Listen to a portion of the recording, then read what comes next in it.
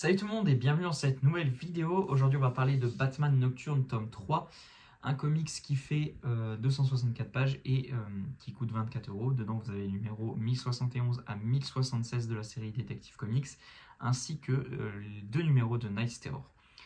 Donc c'est toujours la relance de Detective Comics par Ramvi qui continue dans ce tome 3. Au niveau des dessinateurs, on a beaucoup de monde: Ivan Reis, Francesco Francavilla, Dustin Nguyen, Stefano Raffaele, Mike Perkins. Enfin, il y a vraiment beaucoup de monde parce que entre les, on va dire les numéros principaux et puis après tous les backups qu'on a, ce qui fait qu'on a beaucoup d'artistes, quoi. Mais globalement, la qualité graphique du tome est assez excellente. C'est un très bel album avec de super dessins. Ils sont tous très forts. Après, en termes d'unité graphique, on n'y est pas du tout vu que c'est des styles parfois très différents. Mais ça n'empêche que c'est quand même très qualitatif. Donc là-dessus, je ne vais pas trop non plus me plaindre. Ça fait quand même très plaisir d'avoir une partie graphique aussi solide.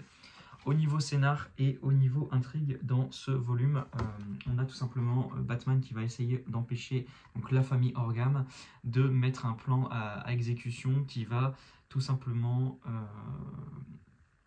on va dire, qui a tout simplement pour but de contrôler mentalement les citoyens de Gotham.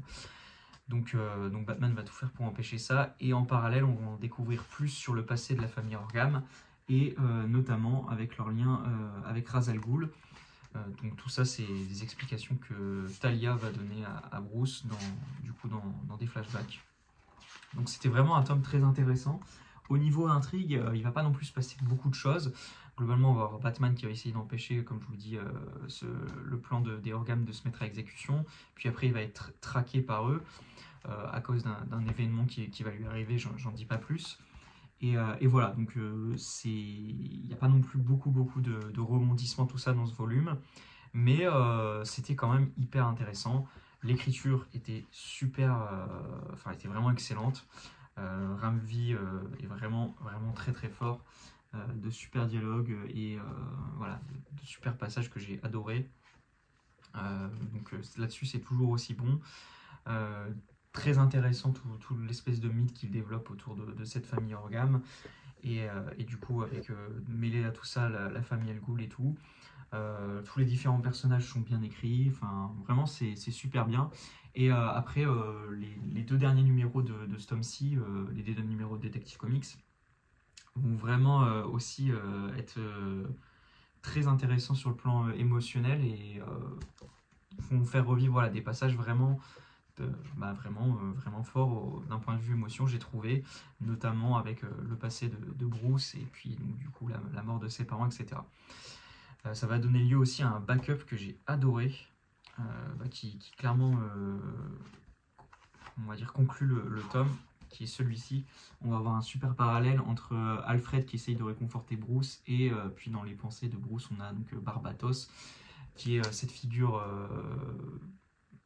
on va dire, un peu fantastique, de la chauve-souris, qui du coup essaye de prendre le contrôle de Bruce. Enfin, c'était vraiment un passage que j'ai adoré sur le tome. Donc voilà, franchement, niveau écriture et scénario, c'est vraiment génial. J'ai très envie d'avoir la suite. Ça nous laisse sur un super cliffhanger, donc franchement, je suis très impatient de découvrir où tout ça va nous mener. Et voilà, donc le mythe continue de se développer, donc c'est hyper intéressant. Et puis voilà, la partie artistique, encore une fois, est super belle. Voilà, je salue en particulier aussi Ivan Reis, qui est impeccable comme d'habitude. Vraiment, c'est un artiste fabuleux. Et je crois que c'est les derniers numéros qu'il fait sur Detective Comics. Après, il n'en fera plus, mais en tout cas, ça fut vraiment un super plaisir de le voir sur cette série, pardon, même si ça a été d'assez courte durée, mais bon, écoutez, c'est comme ça.